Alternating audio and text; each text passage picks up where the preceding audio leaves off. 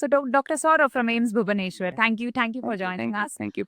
You can just help us walk through with your understanding of how technology and AI today in the precision oncology space has changed the entire treatment game for the patient.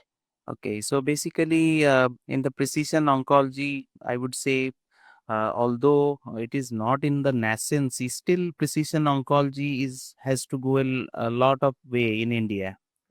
So there are two parts of it. One of the most important part is to advise. There are a lot of diagnostic options. So we have to advise which tests, the proper tests for the patient. And once you have the results from the tests, we have to know what is the interpretation of it. And now, at that point of time, that is where AI has a big role to play. So, when you have a very good developed AI backup and program, and of course, we have great scientists who are there to interpret those results. So AI is that is where AI has a big role to play in the interpretation of the results.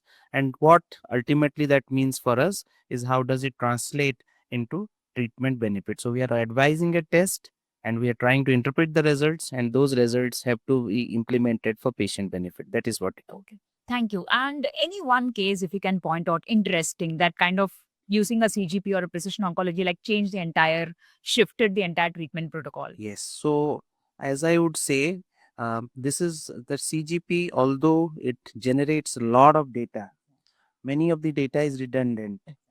At but some points of time, we have data about certain mutations which are relevant. But the problem is that they may be relevant in certain cancers, but not necessarily in other cancers. So BRCA is some mutation which we see routinely, and we do screen in patients with prostate, breast, ovarian cancers, pancreatic cancers. In gastric cancers, we do not routinely go for BRCA testing.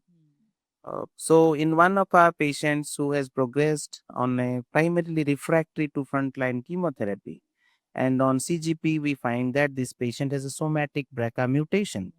And then we go back and we do the germline testing. Turns out it's a germline BRCA mutation. So routinely we don't go for screening of BRCA in stomach cancers. There are other mutations like HER2 and PDL1.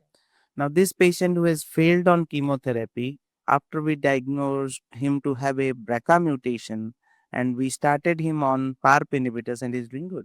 Very good. Right. So that is something about pan cancer biomarkers and interpretations which helped us in our patient. Thank you, Dr. Sourav. Thank you so Thanks a much for lot. your time. Thanks a lot.